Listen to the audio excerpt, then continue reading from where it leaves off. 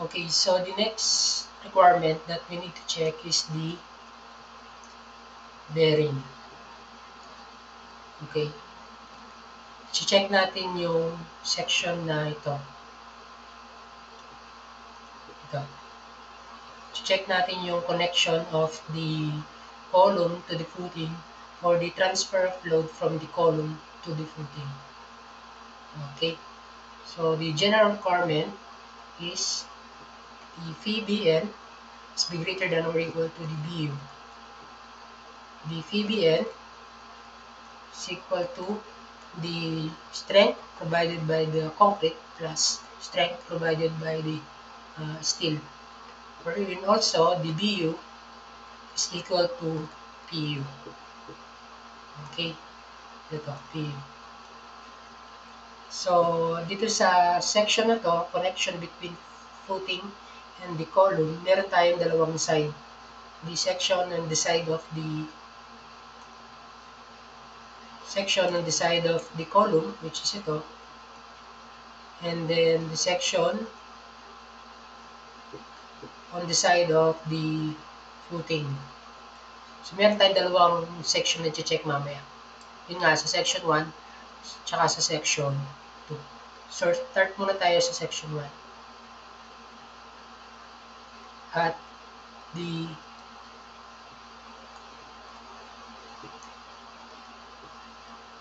the side of the column, so PBC is equal to 0.65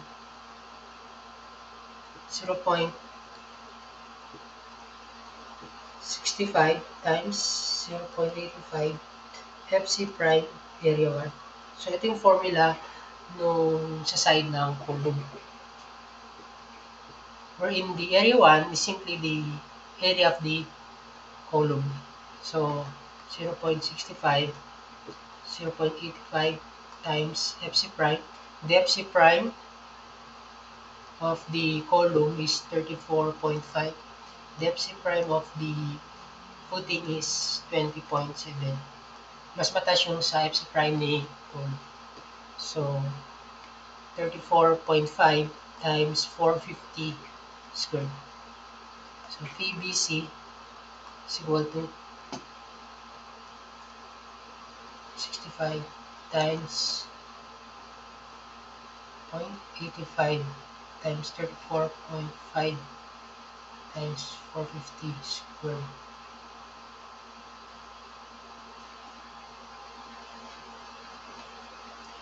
3859.90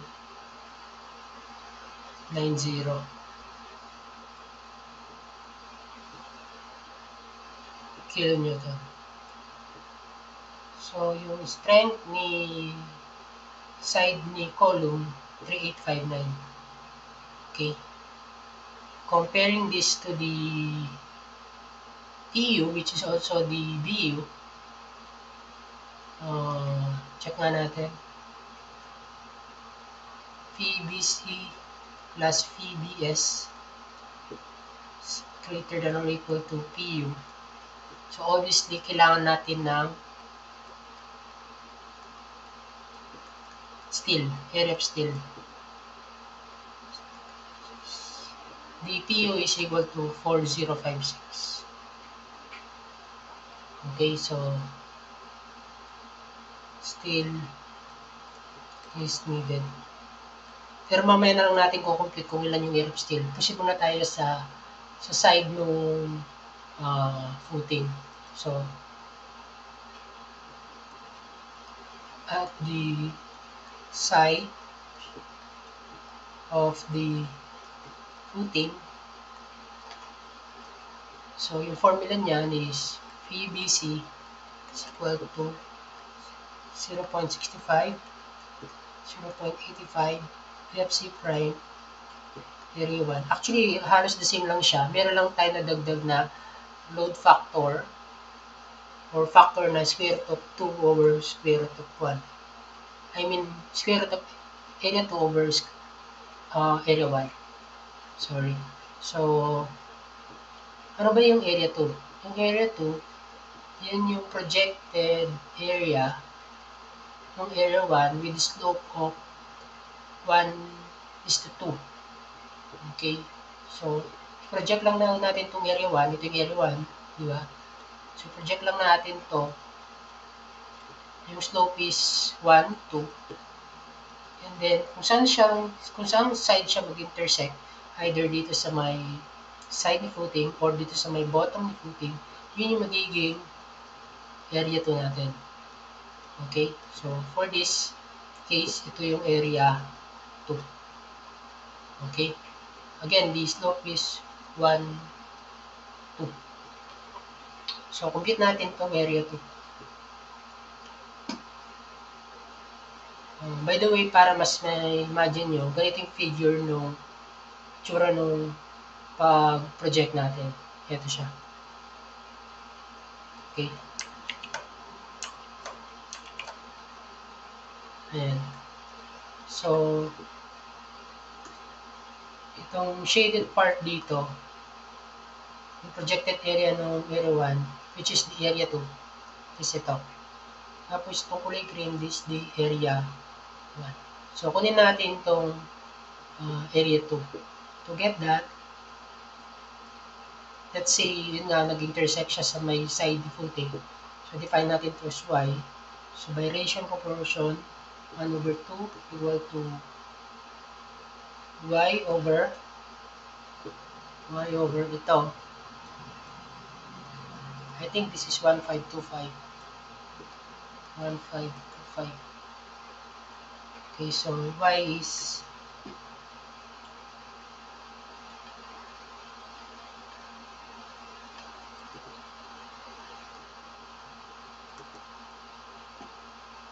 762.5 mm.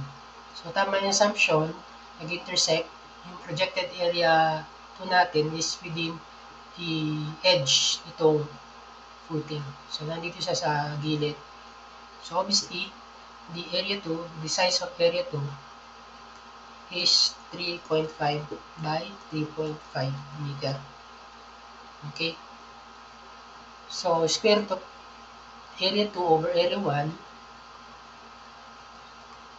By the way, this factor is limited only to 2.0. So, dapat hindi ito nag-exceed ng 2.0. Else, pag nag-exceed, the value is 2.0. So, square root of 3.5 squared. Yung area 1 natin is the size of the column. So, 450 squared. So, lalabas dyan is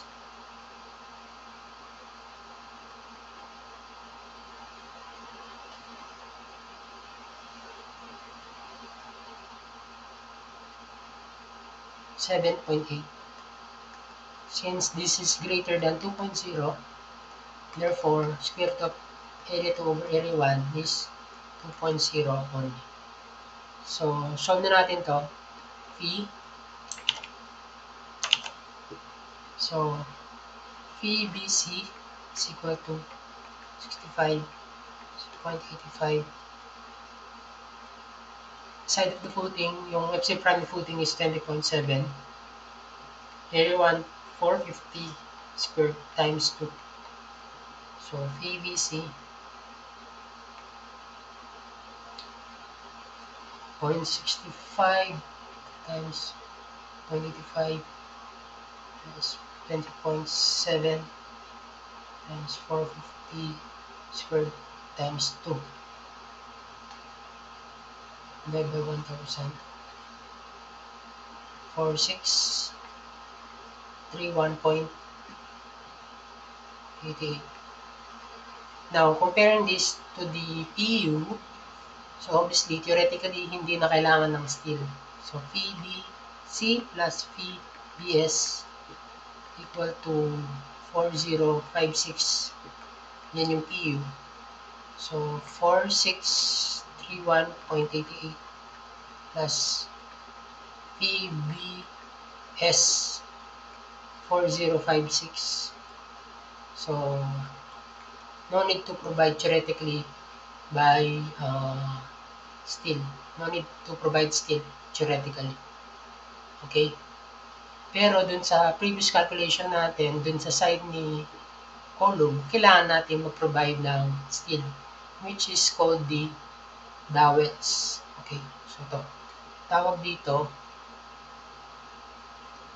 sa steel na to, dowel. Absorb nung dowel yung kulang na strength provide nung concrete. Okay?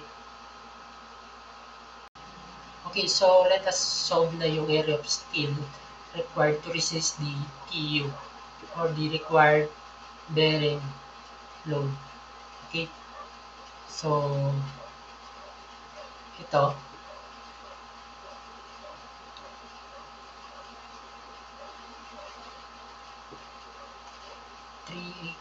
3859.9 plus P BS 4056. So PBS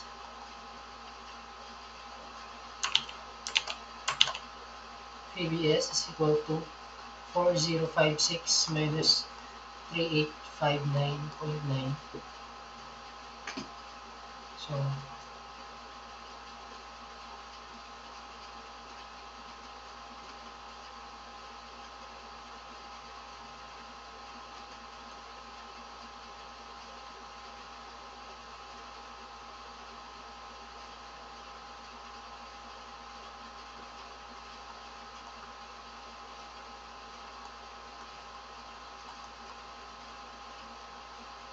So 196.1 kilonewton. So this is equal to PBS 196.1 equal to Phi AS FY. So 196.1 0.65 AS times 415. So the area of steel required or area of the steel dowel required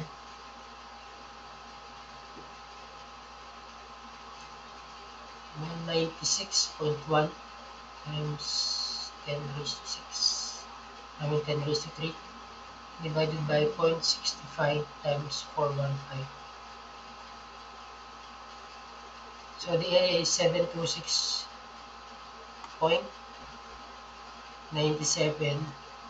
mm squared. However, the minimum area of steel for dowel according to the code is 0.5%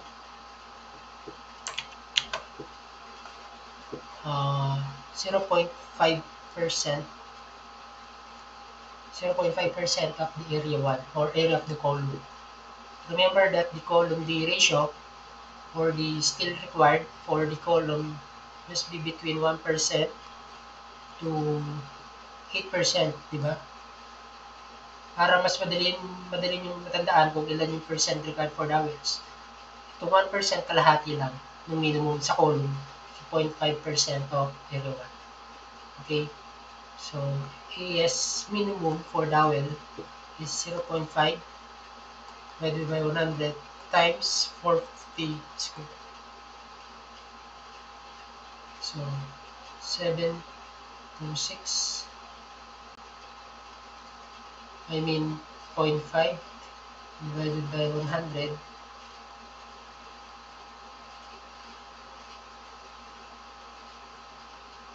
times 450 squared.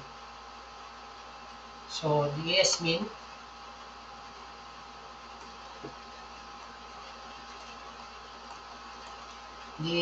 is so yung mag-govern na area of steel for the dowel is 1012.5 mm squared. So, compute natin ngayon kung ilan yung rebar na kailangan. Okay, actually, for dowel, ito yung column, the minimum number of bar to be placed is 4. So, kunin natin kung ano yung magiging bar diameter if 4 yung gagamitin natin number of bar. So, minimum number 4. So, 1012.5 pi over 4 d squared times 4. So,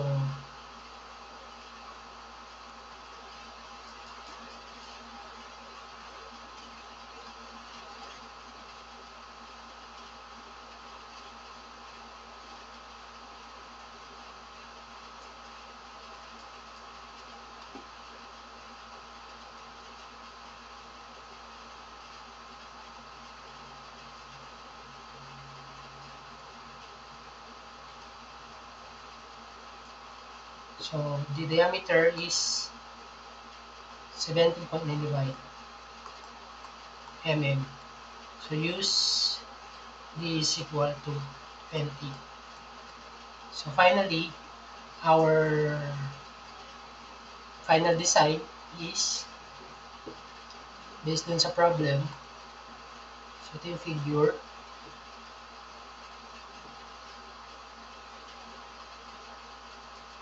So originally, meron tayong column reinforcement, which is ito. So yung bar number niyan,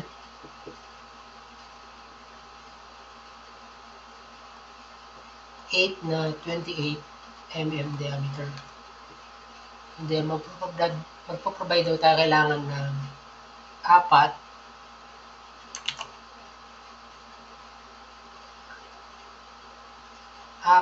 na dowel 20 as a transfer rebar from the column to the footing. So ito yung final design natin. Okay, so yung question ngayon, gaano kahaba yung length development na kailangan nating provide dito sa may dowel sa side nitong footing tsaka dito sa side ng column. Okay, gaano kahaba yung embedment depth ng dowel sa side ng column tsaka sa side ng footing. Okay, so to solve, punta tayo dito sa may development length for compression. So ito yung formula, LDC 0.24 Fy psi r over lambda square root of FC prime dB.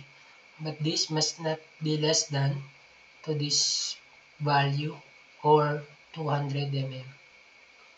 Okay, so copy natin to.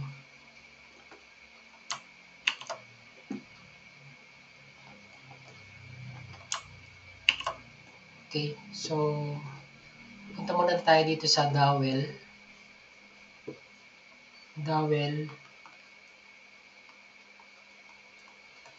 under the footing. So LBC is equal to 0.24 Fy psi r over lambda square root of FC prime dB 0.043 Fy psi r dB or 200. So 0.24 times 415 psi r. The value of psi r is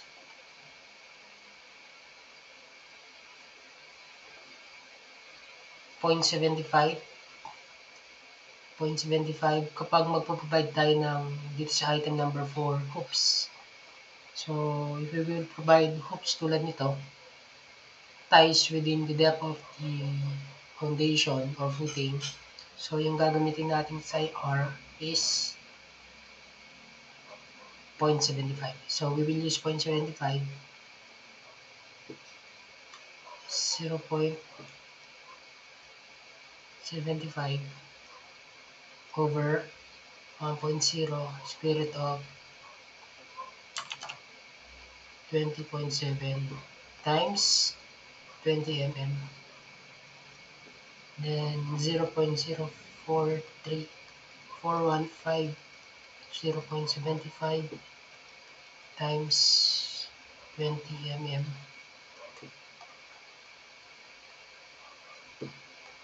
So kung sino yung pinakamalaki dito, so yun yung mag-burn.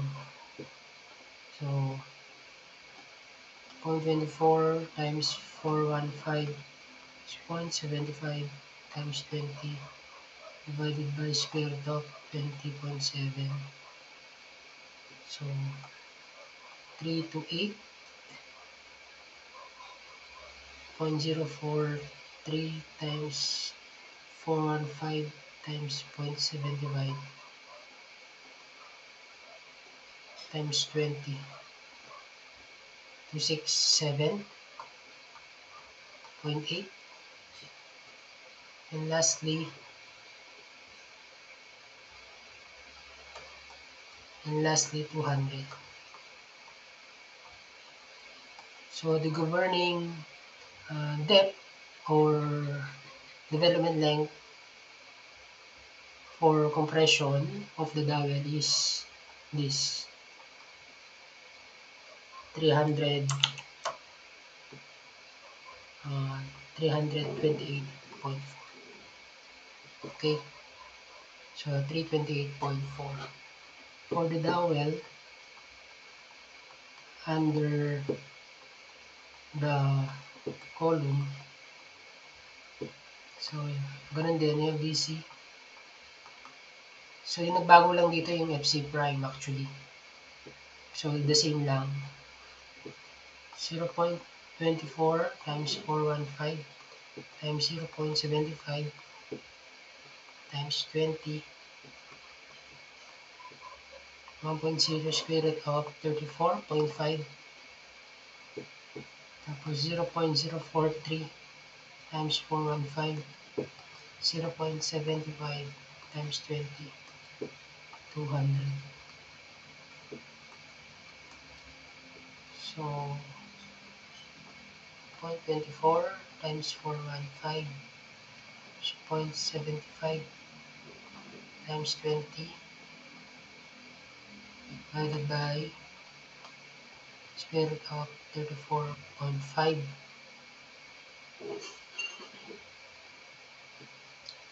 So 254. Tapos itong second is 267.8, 200. So the governing here is the 267.8 mm. And lastly, yung kailangan nating splicing length, kukunin natin yung splicing length required for the 828 mm to the dowels. So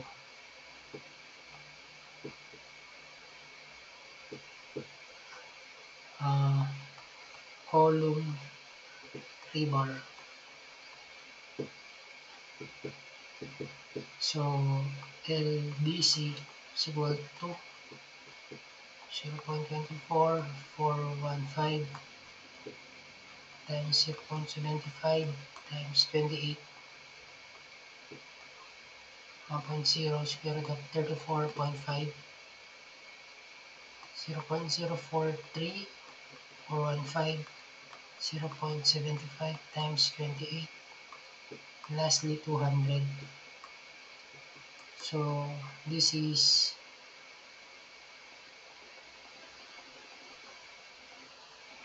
the so 356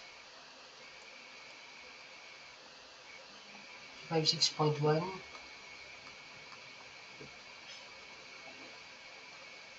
0.043 times 415 times 0.75 times 28, 374.74 mm, 200. So therefore, sa may splicing yung column rebar, which is also required for the dowel splicing ditong 20 mm. So yung governing natin is 374.74.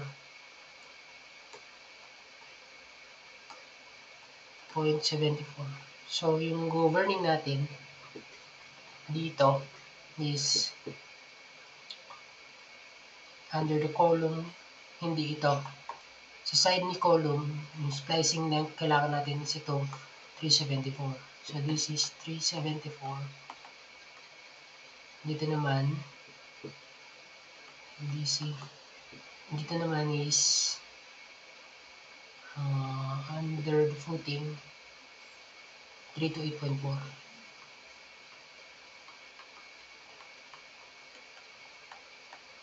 But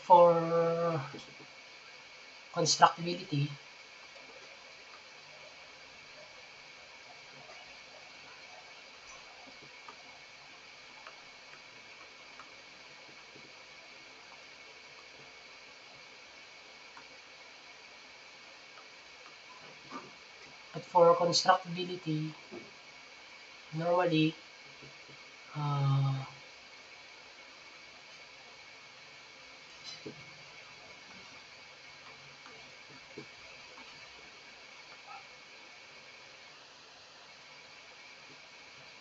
in-extend natin itong dowel up to the depth nitong main reinforcement ng footing. Then, magpo-provide tayo ng hook for constructability. Okay?